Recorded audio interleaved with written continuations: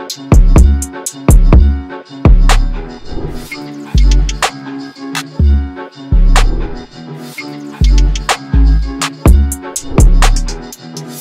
Véritables. Young Guru, what's up? Peace, bro. How you doing? We're good. Thank you. Thanks for being here.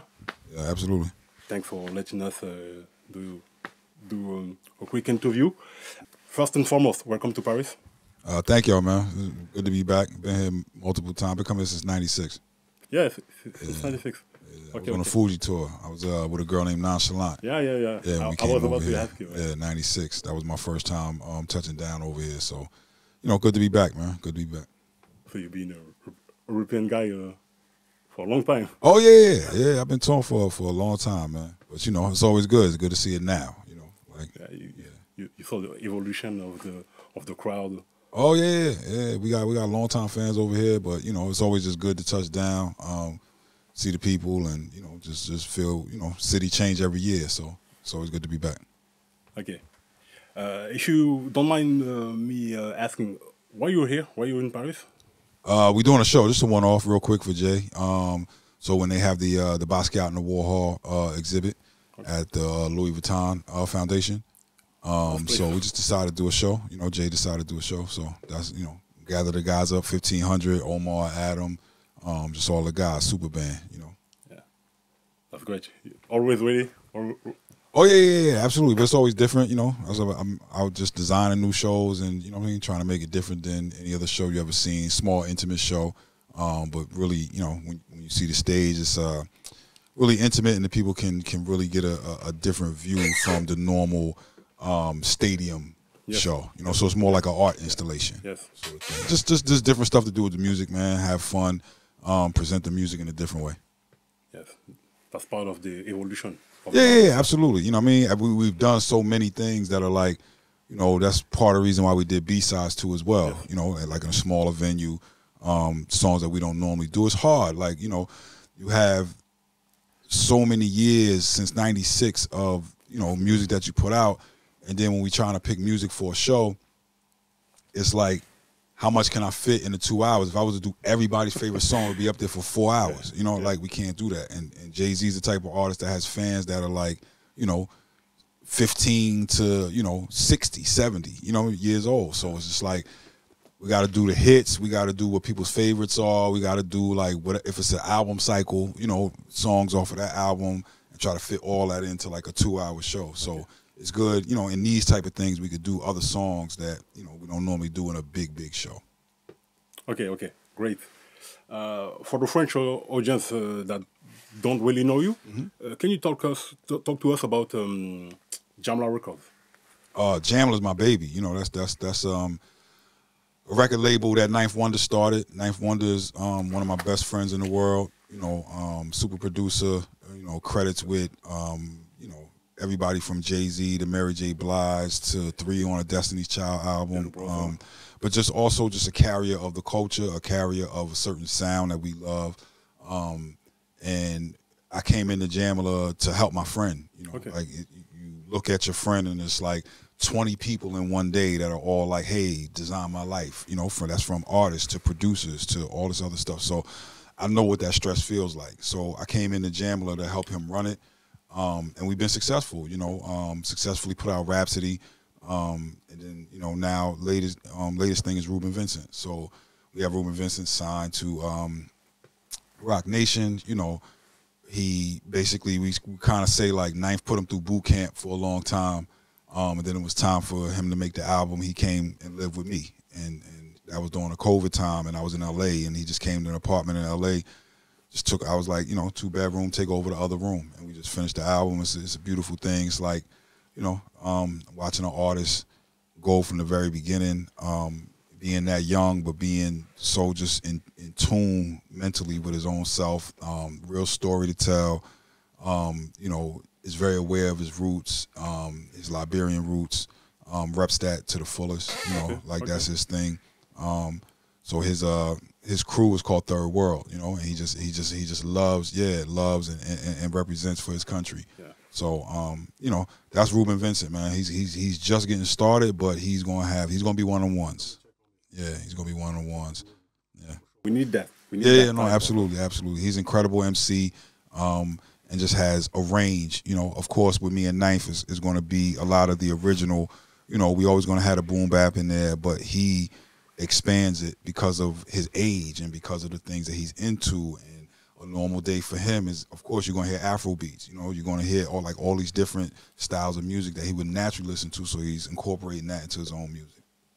Great. How did you become the face, the main engineer of the rock nation and all that? Coming from DC, you're from DC, right? Originally from Delaware, so people get that confused. My father's from Washington, D.C., so my family's there, like my father's side. Okay. My mother's from Newark, New Jersey, in the States. Okay. That's my mother's side, but I was raised in Wilmington, Delaware. And then in 1992, I went to D.C. to go to Howard. So I've been back and forth to D.C. my whole life. So, you know, that's the go-go culture growing up as a kid. And then in New Jersey, Jersey was always on house music or club music. We call it club music back then. Okay. But club music and house music was very big in New Jersey. But different type of club than like just the regular 4/4, you know, music. It was full fleshed out songs with people singing full lyrics and things like that. But that was Jersey. It's still very big to this day. Even our kids have their own form of like Jersey Club. What we call Jersey Club is, you know, like that's for our kids. And they just come with styles and DJ. It's really dope because DJ set trends. The DJs really run it, you know, in terms of like putting out records. It got to come through a DJ. But to answer your question, I was in DC going to Howard DJing, and while I was going to school, I met Chucky Thompson through Nonchalant. Yeah. And Chucky Thompson was who basically was like kind of like the person that took me under his wing. Took me to New York, got to know a bunch of engineers, all the assistants and everybody there. Like a mentor? Yeah, so he definitely like more than a mentor, he was like a big brother. Okay. So he was the one who introduced me kind of to the New York recording scene. Then I worked for another person that was from Howard, Derek D.Dot Angeletti, who was, you know, all of this was just a hitman. So if you'd imagine all of us going to Howard, you know, I know Derek, I know Chucky, I know all these people. And then I worked for Derek on the Mad Rapper album in '99. Yeah. And then I ventured out on my own, and now I'm living in, you know what I mean, in Jersey, but coming to New York taking the train, going to New York every day. And then I just started getting sessions. I met L'Oreal Coppage. Okay. She just changed my life. Became my manager. Got me a session with like DMX the next day after meeting her. And now I'm just on the New York scene, just doing a bunch of stuff. And then I met Memphis Bleek. So doing a session for Memphis Bleek led to me meeting Jay, and then Jay, hip hop, Just Blaze, like all of those people just invited me down to Baseline Studios, and then it just rolled from there. What a journey! Yeah. What a journey! It's been around since then, and I want to ask you about a question. I'm a DJ. I used to be an engineer back in the days. I feel like the engineer should be more recognized, more these days, because I feel like the album of an artist is really the album of the artist featuring the engineer, because the engineer plays a huge part of the sounds of the voice with the auto-tune and all that, and all the effects. So it just depends. It's like the school I come from, engineers were like in the background, you know, like sort of thing. But just like producers were in the background. And then you got to a point where producers were in, you know, sort of the foreground because of tags and things like that. And you started to know who the producers were, and they became famous. And we had like an era of like super producers, you know, that's the Timberlands, the Swisses, you know, all of those guys. You know, the Just Blazes, the Kanyes, the Binks, the things that, you know, all of those. I don't know if that era can be duplicated, but it's still people producer-wise that are making a name. Hit Boy, obviously, you know, was making a name for himself just as a producer, but also as an artist, so it sort of morphed.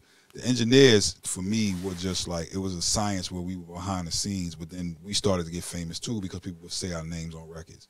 So I agree with you. The engineer has a lot to do with it, but the school that I come from is like, I help build the artists. I'm not the superstar. Okay. You know, the artist that I work with is a superstar. That's the person that I want to put out. And if people still, you know, want to get to a point of trying to search credits, because obviously it was a little easier back in the day to flip an album over or flip a CD open and read the credits and say, oh, who engineered what, or who mixed what, or who recorded what. Nowadays, it's like you streaming music, so you kind of got to go to specific streaming services, you know, that list the credits to figure out exactly who did what. That's part of it. Why the engineers sometimes don't get as much credit as the producer who's able to tag, or the actual artist of the song. But, you know, again, it's just like, I never did the art for recognition. I never asked nobody to say my name on a record. You know, all the artists that have, I've never asked them. Like, my thing was the art form, or just making the artist. I'm very proud of being a coach, or being the person that's just like, I'm trying to direct where these artists are going. So that's really the enjoyment and fulfillment for me, versus just like, if I would prefer that then nobody know my name, and then nobody know my face, and then nobody know, you know what I'm saying? Like, I would prefer that. So I'm not looking to be famous. I'm not looking to be in the limelight. It just happened because people started saying my name. But, you know, I appreciate that people respect the work. I love that. But I never was like, I want to be famous. It just happened. You know, it just sort of happened because Jay said my name, or Bean said my name, or somebody else. And then, you know, it just leads to that. But I would like, you know, the younger generation to also be able to get their props too. You know what I'm saying? So that's why I'm so big at supporting, like, say, Ali, you know, with Kendrick, or 40 with Drake, or, you know, whoever else you want to name that is like associated with a specific artist. And those people are like kind of morphing the rules of producer, engineer, you know, because they are so impactful on the sound. Yes, yes. Thank you very much for that great answer. And obviously, we know your story. You got so many baseline studios stories about the sessions you did with everybody. What was it like? Can you give us some of the best sessions you were in? There's so many of them. There's so many of them. If you had to pick, I don't know. Maybe, you know, people would expect me to say Jay-Z. Yeah, yes. But it's really like, Jay's my brother, so it's like working with my brothers, like working with my older brother, you know, sort of thing. Probably my De La Soul sessions. You know, if you could imagine as a kid listening to 3 Feet High and Rising, and how monumental that album was, and just De La being my favorite group of all time. And not to say that they're the best group of all time, you know what I'm saying? Of course there's Tribe, and of course there's NWA, and of course there's EPMD, and of course there's Mobb Deep, and of course, you know, we can go down the line of incredible groups in hip-hop. But it's hard for me to describe how personal De La Soul is to me, because I feel like they speak as if they're me. Or I would speak as them, put it that way, if I was an MC. So those sessions during the grind date to me was like some of the most special sessions, because I was really realizing like, oh, I'm working on a De La Soul album, and it has like Jay Dilla on it, and it has Ninth Wonder on it, and it has, you know, like, we can go down a line of like producers that I respect of, and then to be sitting there with Dave and Paz and Mace, and like a good friend of mine that I went to school with, Smiles, is their role manager. So it was just like, it was a real family vibe, but it was also too like working with your idols, you know what I'm saying? People that are your age, but you idolized them when you was a kid, because it was like, okay, here's somebody my age expressing the same thoughts that I have at the same time, and like, just was, we grew up in the same era, you know what I'm saying? So we super close in age. So when they talking about the content on 3 Feet High and Rising, everybody else didn't get it, I got it. So that was probably my most memorable sessions, is mixing the grind date. Okay, great, thank you. And rest in peace to Dave, man. Rest in peace, Dave, for sure. And a couple of days ago, you put out a statement talking about the AI songs emulating the voice of Jay-Z. Dealing, despite y'all dealing, we are the savages, the natives who fight the appeal of all your lavishes. Can you talk to us about it? It's just something I wanted people to be aware of. It's like, that's where we at this point. You know, I've been somebody who studied, I'm an engineer, not just music, but just engineering in general. So the point that where we are with AI right now is something I don't think the public really understand what it is. It's exciting and scary at the same time. So it's just like we who have been science fiction watchers, right? I'm 49 years old, about to be 50. So I've been watching science fiction my whole life. And we've already come up with these thoughts of what could possibly happen if this happens and this happens and this happens, but also too giving people some realistic point of views of no, Ray Kurzweil is wrong. We're not going to get to the singularity. You have to really define what intelligence is. But we don't have to sit here and argue about is a computer intelligent if that particular computer can launch the nuclear missiles. Doesn't really matter if we sit over here arguing about, well, what's intelligence? Are we defining that? No. If this thing can do this, this is a problem. So just on voice recognition, to address your question, is like, okay, in the United States, I did some research and I was just like, well, this isn't right and we need to change our law. That we have a law that protects what we call NIL, right, which is name, image, and likeness. So we do have laws for that, but we don't have laws specifically for copyrighting your voice. So you can copyright once our law says it has to be a sequence of words. So meaning if you make a song, you can copyright that. If I make a speech, you can copyright that. This interview, you can copyright it because there's a sequence of words going on right now. But I can't copyright just my voice if somebody else makes up a new sequence of words for me. So it's dangerous, number one. Number two, it's like once the scammers get a hold of this, it's going to be really bad when it's just like a little girl gets a phone call from her mother and it's not really her mother, telling her to meet her at such and such a place at this time. And that's the scary part. It's very scary. I got to literally tell my mother, like, Ma, know that the text message and the email that you got that your Amazon account got broken into, that's not really real. It's a scammer. They want you to, imagine if it's my voice telling her, like, oh, put your code in. Ma, what's the code to the house? It can get really deep. Wars can be fought over this. So that was my point. My point was to showcase where we are with AI.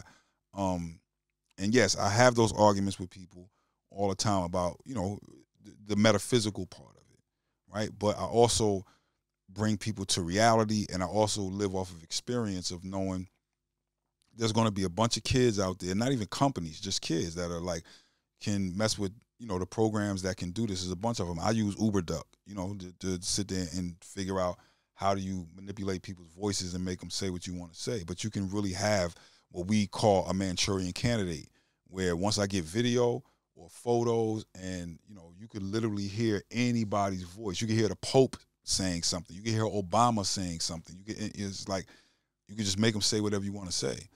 It could be really detrimental.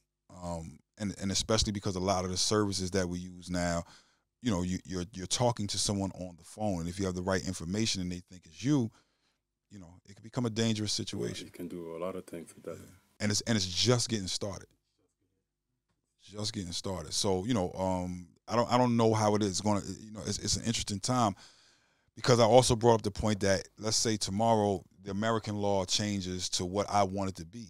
The internet is worldwide. It doesn't mean that France's law is going to be the same. If we look at Italy and they banned Chat GPT, you know what I'm saying, like a couple weeks ago, we live in a world where the internet goes everywhere. So how do we deal with this as a world society versus just like specific laws per country? So it just depends, man. It depends on like how we use it. And the system or the thing itself is not really evil. It's how men use it that make it evil. So it's just dangers that we've thought of for a very long time because I'm an avid sci-fi watcher. So we just like this could possibly happen. Thanks for sharing that with us. It shows your wisdom. Yeah.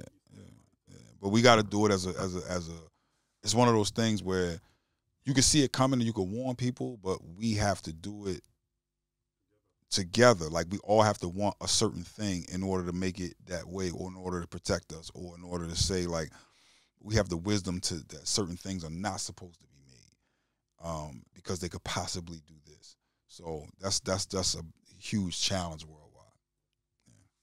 We all fathers. We all got kids. So Yeah. just to imagine the fact that anybody can call my kids and tell them, go meet Sir Pop. Yeah. Here is It's dangerous. crazy. It's very dangerous. Yeah, it's one of those issues that we have certain issues that we how should I say, we put across to, let's say, United Nations, right? That's the idea of United Nations. Like, this is something that's bigger than one particular country. We all come together and say, look, like, these are issues like human rights, you know what I mean? Things like that across the world. This is one of those issues. That's like, it's got to be bigger than just a particular country. It's got to almost be on a UN level worldwide.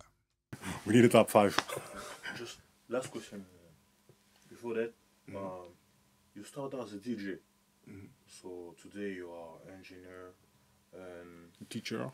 a teacher. Can you tell us when or what make the transition between the DJ to the engineer?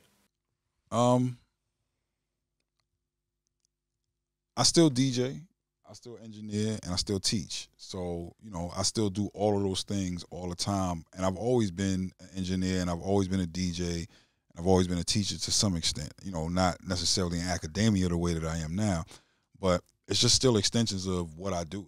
I've always done that. So even as a kid, I was a DJ. I'm engineering as a DJ because I'm putting together sound systems and I'm putting together speakers. And when I was a kid, you know, like everybody else, I started buying records and trying to piece together records and started engineering in the studio. So those things, it's not like one was a transition to the other. It's just what I've always done and what I've always been. Certain things have been more prominent at certain points. Like me, you know, engineering, it's sort of took over for like a good 10 years because I'm having like a lot of success doing that.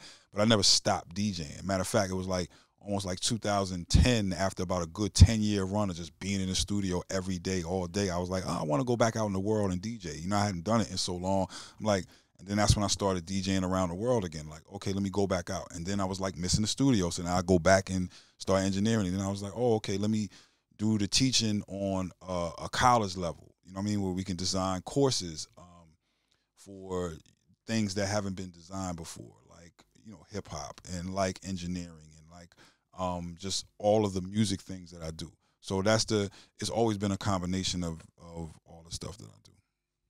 Yeah, one is not taken over by the other so much that I don't practice the other art, you know, but I'm a DJ first.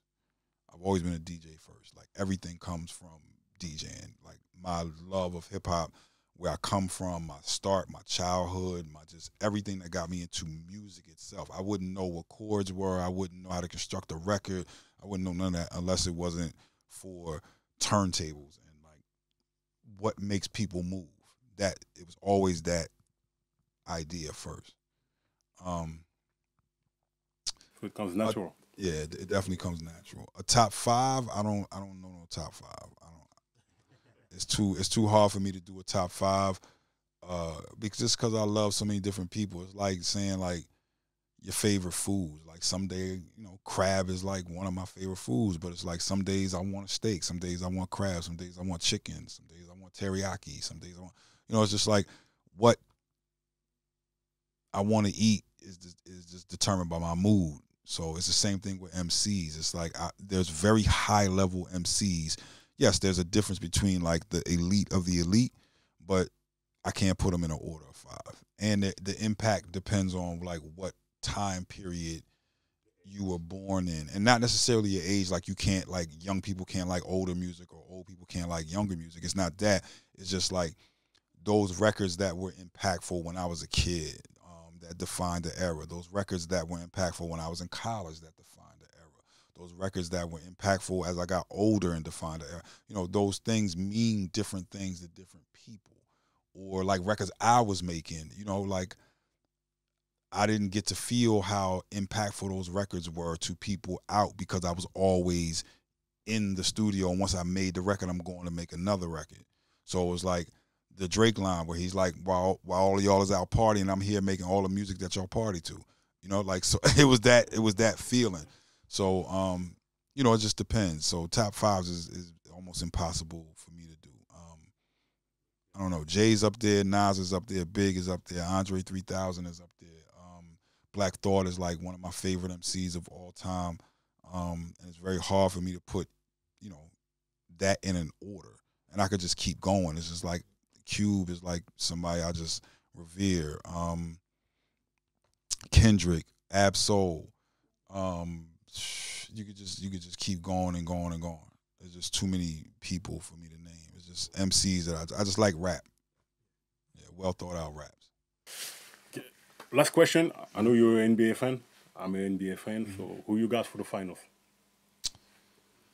I don't know. Okay, so me being from Delaware, I'm always gonna be a Sixers fan, and right now the Sixers are in third, so it's just like, but you gotta, you know, I'm gonna always root for the East. The real thing right now is in the West Coast. What's the sixth spot gonna be? Because the sixth spot is gonna really tell something. But I mean, you can't sleep on Steph in the West, and if they start shooting well, you know, Golden State can still come out of that West, even though their ranking doesn't show how dangerous they are. I don't know, but I mean, but you can't sleep on what the Mavs been doing. So it's just like, I don't know. I'm still rooting for the Sixers, but who I think is going to come out the East is going to be the Celtics. Jason Tatum is playing crazy. Oh, really? Yeah, Celtics going to be. Celtics is a problem. Yeah. I think they're going to come out. I think they're going to pull it out of the East, and I think the East is going to win. Okay. Yeah. Okay, great. Perfect. Amazing. Yes, Thank you. I'm going to sleep.